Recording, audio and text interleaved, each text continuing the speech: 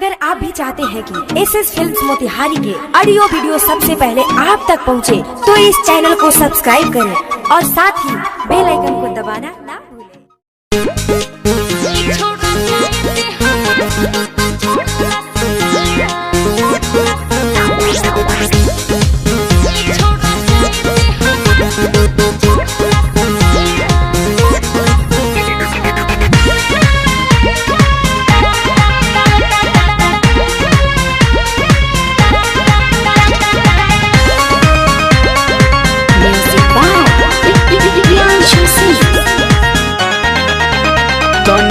करे पतर किया तनाव तू बताओ,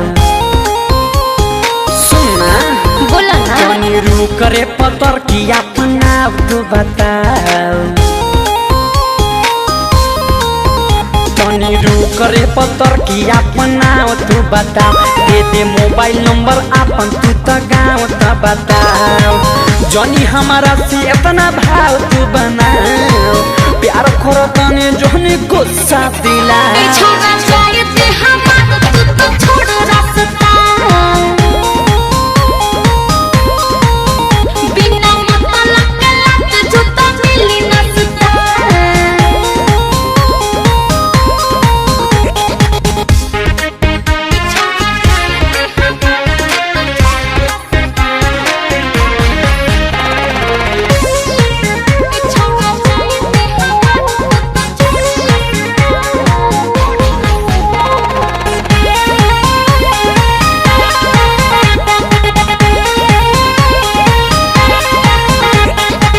आज न मानम हम चाहे ठटाएम, अच्छा। चाहे केहू से हम आज पिटाएम। ऐसन बतवा सुना लो बोला ना। चल जाई गोली चाहे चल जाई भाला रे, केहू से आज हम नहीं डराएम। काहे बोले बड़ मुँह तू तो खोल के देखाओ, अपन सुनर रूपवा के दर्शन कराओ। काहे के जबरदस्ती छिनो सारे बसता,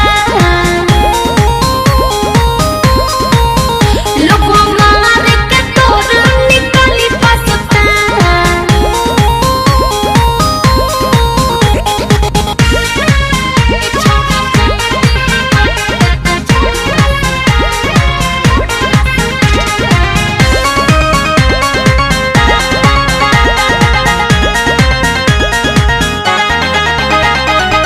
काहे तू भागतारू होने के लागतारू, रोहन तोहर बतावता। अरे जा